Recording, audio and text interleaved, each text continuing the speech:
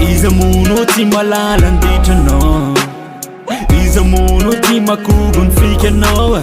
Zipante ichega de oda olan milalong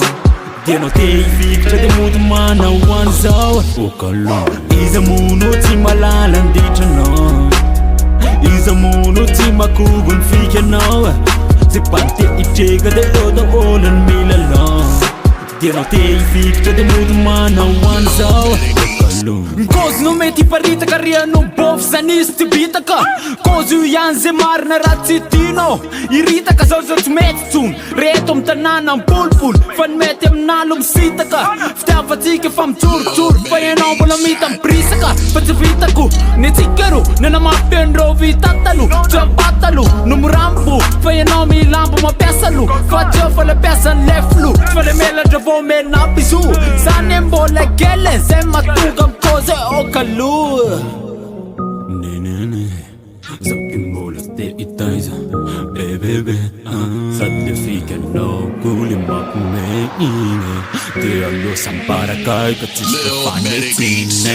Iza muno ti malalan dito no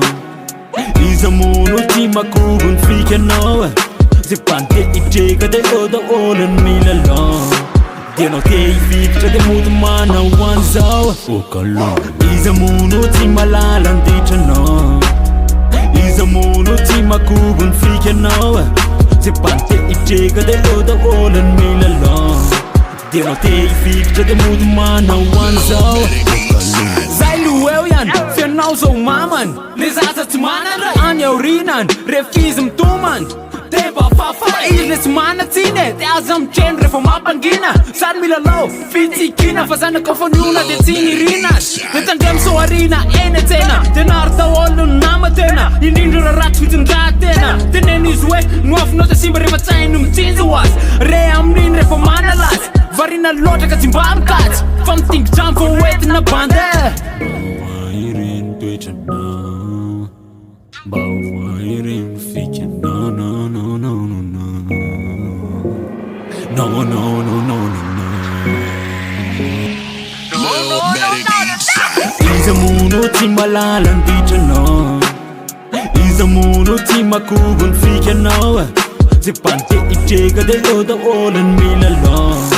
Diano te ifikta de mudu mana wanzaw Ukalong Iza muno ti malalan dito no Iza muno ti makugun fika no Zipante ichega de oda olan milalong Diano te ifikta de mudu mana wanzaw Ukalong